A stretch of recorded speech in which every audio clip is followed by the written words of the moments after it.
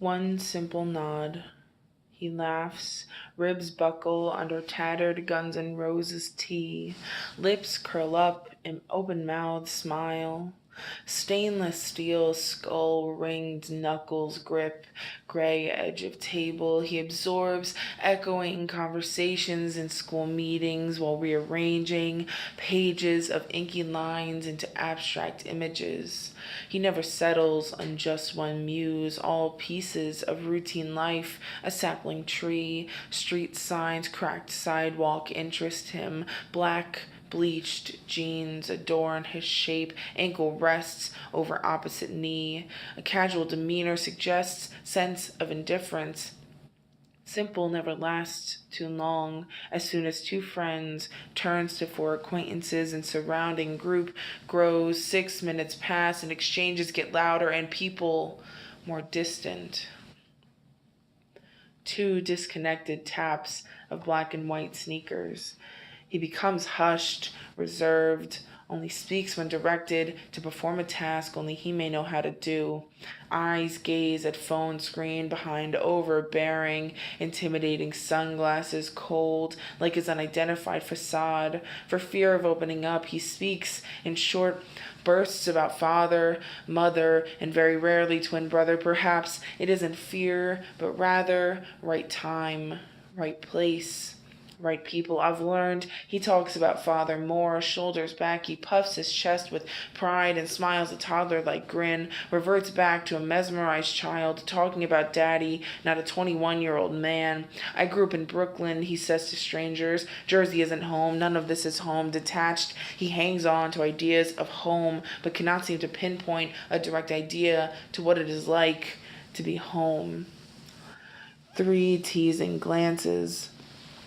Eyes burn into others like a searing hot LA sidewalk. It isn't malicious, it's just a trait. He knows he is sinister, but still, humor accompanies remarks about others around him, a quick defense mechanism. Some people just don't know how to dress, right?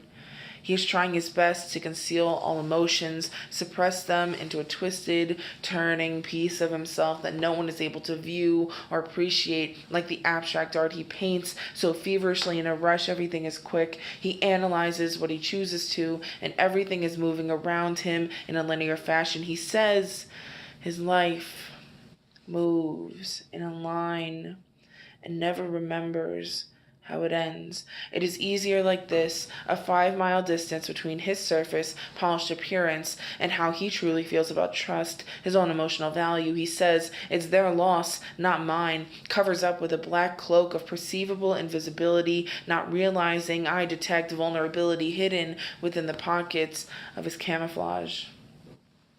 4 messy paintbrushes. His hair resembles bitter black coffee, positioned just right, never in his face.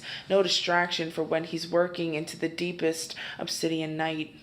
He paints with a steady hand, primal hunger, strokes of red paint, olive forearm. A glare glazes over ochre eyes. A twinkle appears once paint conforms to his vision before morning sun rises. An old lunar friend rolls away with stars. Once again, I say to him, you live your life in black and white. You're like a dog.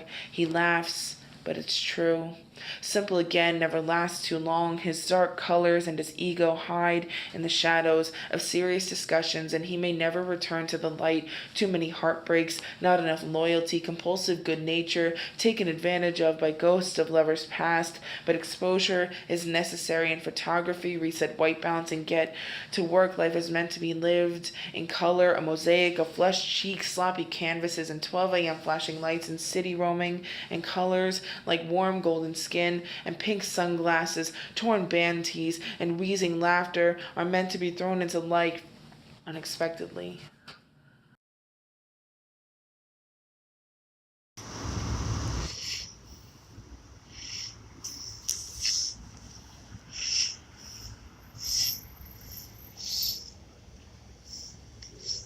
Merry Christmas.